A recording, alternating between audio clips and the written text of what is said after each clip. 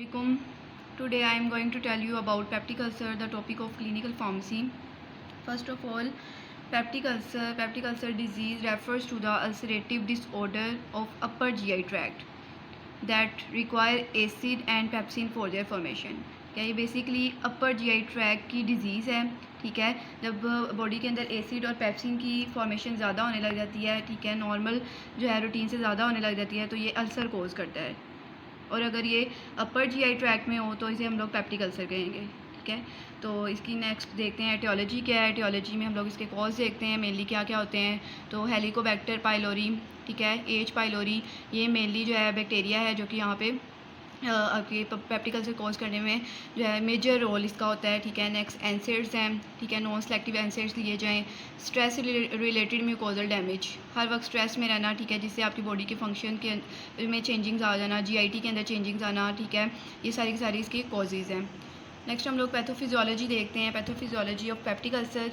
तो इसमें हम लोग फर्स्ट देखते हैं imbalance between aggressive factors, acid and pepsin and protective factors, जिनमें जो है म्यूकोजा वगैरह आ जाता है. ठीक है, एग्रेसिव फैक्टर मतलब एसिड और पेप्सिन का ज़्यादा हो जाना, इतना ज़्यादा हो जाना कि वो जो आपकी म्यूकोजल प्रोटेक्टिव लेयर है उसको डैमेज कर दे. ठीक है, और जो उसकी स्टमक की लेयर्स हैं, ठीक है, उसके अंदर होल्स क्रिएट कर देना. ये सारा का सारा जो है पेप्टिक अल्सर जो है उसमें हम लोग पढ़ते हैं. उसके अलावा आ जाता है endogenous prostaglandin facilitate the mucosal integrity. ठीक है, प्रोस्टाग्लैंडिन जो है वो म्यूकोजल इंटेग्रिटी को जो है वहाँ पे फैसिलिटेट कर रहा होता है. ठीक है, म्यूकोजा को इंक्रीज़ करवा रहा होता है. लेकिन अगर वहाँ पे एसिड ज़्यादा हो जाए या फिर एच पाइलोरी ज़्यादा हो जाए या फिर जो है मेडिसिन ज़्यादा ली जाए, ठीक है, तो वहाँ पे ये डिस्ट्रप्शन कोज कर देता है, जिसकी वजह से म्यूकोजल डिफेंस जो है नॉर्मल वहाँ पे वो डैमेज हो जाता है. ठीक है, और एंड हीलिंग मैकेनिज़्म. ठीक है, हीलिंग मैकेनिज़्म जो है इसको भी जो है अल्टरनेट कर देना. एक सारा का सारा जो है पेप्टिक अल्सर कोज करता है.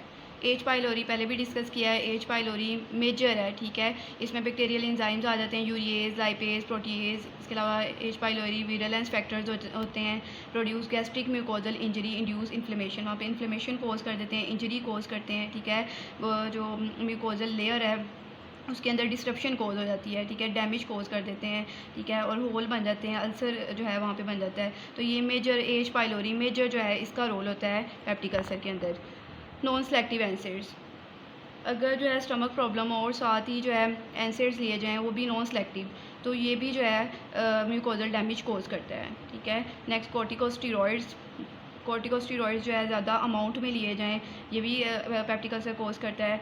सिगरेट स्मोकिंग, ठीक है, ये भी जो है अल्सरेटिव डैमेज कोज करता है. ठीक है, बॉडी के अंदर जाके हार्मफुल एस्पेक्ट्स क्रिएट करता है.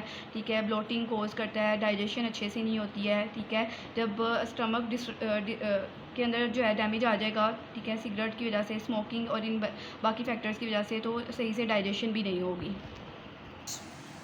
इसके अलावा अगर जो है अपनी फूड के अंदर रेगुलर रूटीन के अंदर जो है कॉफ़ी का, टी का, बेवरेजेस का ज़्यादा से ज़्यादा इंटेक किया जाए तो ये भी जो है स्टमक प्रॉब्लम कोज करता है, अल्सर कोज करता है. ठीक है, तो इन चीज़ों से जो है अवॉइड करना चाहिए. नेक्स्ट क्लिनिकल प्रेजेंटेशन आ जाती है. क्लिनिकली हम लोग देखते हैं कि अल्सर अगर हो जाए तो उनमें क्या क्या बॉडी के अंदर क्या क्या स्टमक के अंदर चेंजिंग्स आती हैं. ठीक है, तो एब्डोमिनल पेन होती है. ठीक है, pain from the duodenal ulcer, अगर ड्यूडिनल अल्सर से पेन हो रही हो, ठीक है, तो 1 to 3 आवर आफ्टर मील, ज़्यादातर खाने के बाद होती है. और खाना अगर इससे खाना ले लिया जाए इस पेन के अंदर तो ये जो है इस पेन को रिलीव कर देता है फूड. लेकिन in contrast to the gastric ulcer, food precipitate this pain. ठीक है, इस पेन को जो है फूड ज़्यादा से ज़्यादा बढ़ा देता है. नेक्स्ट हार्ट बर्न होता है, इसमें ब्लोटिंग होती है. ठीक है, एक्सेस गैस प्रोडक्शन, एनोरेक्सिया, खाना खाने को दिल नहीं करता, भूख नहीं लगती, बेल्चिंग होना, बर्पिंग की तरह क्या जो है कंडीशन होना, अपर जीआई ब्लीडिंग, परफोरेशन इन पेरिटोनियल कैविटी, मेलाना, हेमाटेम्सिस. ठीक है, मेलाना के अंदर जो है ये भी जो है अपर जीआई ट्रैक के अंदर डैमेज होना, ब्लीडिंग होना, स्टूल का ब्लैक हो जाना. इसके अलावा हेमाटेम्सिस में भी यही होता है कि अपर जीआई ट्रैक के अंदर ब्लीडिंग होना, एसोफेगस के अंदर डैमेज आ जाना. ये सारी की सारी जो है कोजेज़ हैं, सारे के सारे फैक्टर्स हैं जो कि पेप्टिक अल्सर कोज करते हैं. ठीक है, अब पेप्टिक अल्सर को जो है हील करने के लिए उसको देखने के लिए कुछ ना कुछ ट्रीटमेंट होता है. लेकिन ट्रीटमेंट को जो है ट्रीटमेंट करने से पहले हमें डायग्नोज करना पड़ता है। तो हम डायग्नोसिस कैसे करते हैं, इसमें हेमाटोक्रिट वैल्यू देखी जाती है, इसके अलावा हीमोग्लोबिन वैल्यू देखी जाती है, stool guaiac test are use to detect bleeding, सारे के सारे ब्लीडिंग को चेक करने के लिए यूज़ किए जाते हैं। ग्राफिकल जो है मेथड यूज़ किया जाता है, यूबीटी यूरिया ब्लड टेस्ट किया जाता है, सीरोलॉजिकल एंटीबॉडी डिटेक्शन की जाती है, बॉडी के अंदर एंटीबॉडी को देखा जाता है कि इनकी कितनी अमाउंट है और कितनी रिड्यूस हो रही है, कितनी बढ़ रही है, सारी की सारी चीज़ें देखी जाती है पेप्टिक अल्सर को डायग्नोज करने के लिए। ठीक है, अब पेप्टिक अल्सर को डायग्नोज करने के बाद जो है इसकी कुछ ट्रीटमेंट होती है। ठीक है, ट्रीटमेंट डोजेज हमने कैसे लेनी है। ठीक है, तो इसमें आ जाता है drug regime use to eradicate H pylori. Drug regimes use to eradicate H pylori. इसमें जो है डिफरेंट स्कीम्स यूज़ की जाती हैं, डिफरेंट मेथड्स यूज़ किए जाते हैं। ठीक है, जिनमें आ जाती है ट्रिपल थेरेपी आ जाती है, इसके अलावा क्वाड्रपल थेरेपी आ जाती है, स्क्वेंशियल थेरेपी है, hybrid therapy and second line salvage therapy for persistent infections. ठीक है, तो इसमें जो है ड्रग के सीक्वेंस डोजिंग देखी जाती है, ड्रग 1, ड्रग 2, ड्रग 3, ड्रग 4, ये सारी की सारी ड्रग को फॉलो किया जाता है। ठीक है, उनकी अमाउंट होती है, उसको कितने डेज़ में लेना है, ये सारा का सारा हम लोग इसमें डिस्कस करेंगे। अगर पीपीआई बेस्ड ट्रिपल थेरेपी है तो उसमें हम पीपीआई वंस और ट्वाइस डेली लेते हैं। इसके अलावा इसमें कोई एंटीबायोटिक जैसे क्लिथ्रोमाइसिन, एमोक्सिसिलिन, ठीक है, एमोक्सिसिलिन की जो है जगह मेट्रोनिडाजोल भी लिया जा सकता है। ठीक है, ये सारा का सारा पीपीआई बेस्ड ट्रिपल थेरेपी में आता है। Next bismuth based quadruple therapy है, तो इसमें जो है 4 ड्रग आ जाएंगी, में पीपीआई आ जाते हैं। ठीक है, उनको भी वंस एक दफ़ा ले लो दिन में, या फिर ट्वाइस डेली हम दिन में 2 मरतबा ले सकते हैं। ठीक है, बिस्मिथ सब salicylate 4 times daily, metronidazole and tetracycline 4 times daily, ये सारी जो है ना हम लोग एंटीबायोटिक दिन में 4 मरतबा ले सकते हैं। ठीक है, नेक्स्ट नॉन बिस्मिथ क्वाड्रपल और कॉन्कमिटेंट थेरेपी है। ठीक है, इनमें भी यही पीपीआई, क्लिथ्रोमाइसिन, एमोक्सिसिलिन इसमें आ जाती है और साथ में मेट्रोनिडाजोल आ जाती है। ठीक है, स्क्वेंशियल थेरेपी के अंदर जो है पीपीआई जो है दिन में 1 मरतबा या 2 मरतबा लिया जा सकता है। ठीक है, एमोक्सिसिलिन जो है डे 1 through 5। ठीक है, आप 5 दिन तक इसको यूज़ कर सकते हैं। ठीक है, twice daily. Metronidazole 6 on day 6 through 10। ठीक है, आप इसे 6 या 10 दिनों तक जो है इसको यूज़ कर सकते हैं। इसी तरह क्लिथ्रोमाइसिन। ठीक है, हाइब्रिड थेरेपी अगर ले रहे हैं तो इसमें भी पीपीआई, एमोक्सिसिलिन, मेट्रोनिडाजोल और क्लिथ्रोमाइसिन है, लेकिन इनके डेज चेंज हो जाते हैं। 7 to 14 जो है ना हम लोग इसको ले सकते हैं, ट्वाइस डेली ले सकते हैं इन दोनों को। Next second line salvage therapy for persistent infection, अगर बॉडी के अंदर जो है बहुत ज़्यादा सीवियर इन्फेक्शन हो गया है। ठीक है, तो इसमें पीपीआई लिए जा सकते हैं, बिस्मिथ सब salicylate 4 times daily, metronidazole 4 times daily and tetracycline 4 times daily, और साथ में इनकी डोजिंग भी बताई हुई है कि आप इतनी डोज में इसको ले सकते हैं। या फिर पीपीआई वंस और twice daily, amoxicillin 1 gram twice daily and levofloxacin लिया जा सकता है 250 mg ट्वाइस डेली। ठीक है, ये सारी की सारी थेरेपी थी। ठीक है, इनकी डोजिंग थी कि हम लोग एच पाइलोरी को एरेडिकेट कैसे किया जा सकता है। मेनली एच पाइलोरी को एरेडिकेट करने के लिए सारी की सारी जो है डोजिंग बताई गई है। ठीक है, ड्रेस बताए गए हैं कि इसमें हम लोग कौन कौन सी मेडिसिन ले सकते हैं। पीछे हम लोगों ने पढ़ा है कि एच पाइलोरी के लिए कौन कौन सी डोजिंग जो है, एच पाइलोरी को एरेडिकेट करने के लिए हम कौन कौन सी ड्रग्स लेते हैं। अब अगर अल्सर जो है ना उसको हील करना हो तो उसके लिए हम लोग कौन सी मेडिकेशन को यूज़ करते हैं। तो कुछ क्लासेस हैं जिनमें आ जाता है प्रोटोन पंप इनहिबिटर्स आ जाते हैं, H2 रिसेप्टर इंटेगनिस्ट एंड म्यूकोजल प्रोटेक्टेंट्स आ जाते हैं।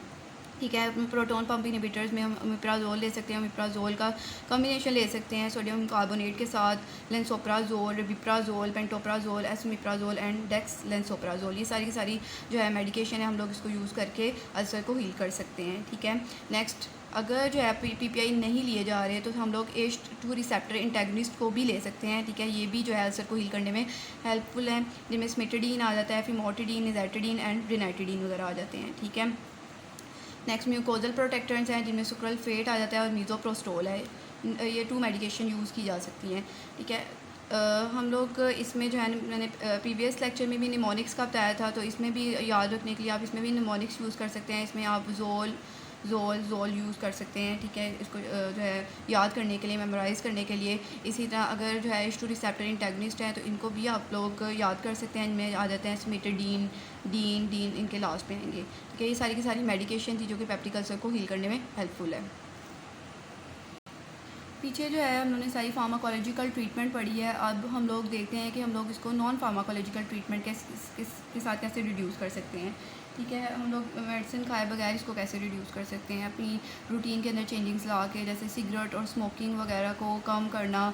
ठीक है, इसी तरह कैफ़ीन को अपनी डाइट के अंदर कम लेना, रिड्यूस साइकोलॉजिकल स्ट्रेस, स्ट्रेस से बचना, ठीक है। स्ट्रेस जो है मेजर कोज होता है पेप्टिक अल्सर के लिए, ठीक है। इसी तरह अल्टरनेटिव एजेंट सच एज एसिटामाइनोफेन और नॉन एसिटाइलेटेड सैलिसाइलेट्स, ठीक है, पेन रिलीफ करने के लिए जो है एसिटामाइनोफेन को लिया जाए या फिर सैलिसाइलेट को यूज़ किया जाए, ठीक है। Avoid beverages and spicy food, ठीक है। नॉर्मल रूटीन जो है उसको लेकर आप लोग पेप्टिक अल्सर को हील कर सकते हैं। ये सारा का सारा पेप्टिक अल्सर से रिलेटेड था, ठीक है, जो आपको डिस्क्राइब किया गया है, ठीक है। और इसके अलावा जो है अगर आपको कोई क्वेश्चन है तो आप पूछ सकते हैं, और काइंडली मेरे चैनल को सब्सक्राइब करें और लाइक करें। Thank you so much.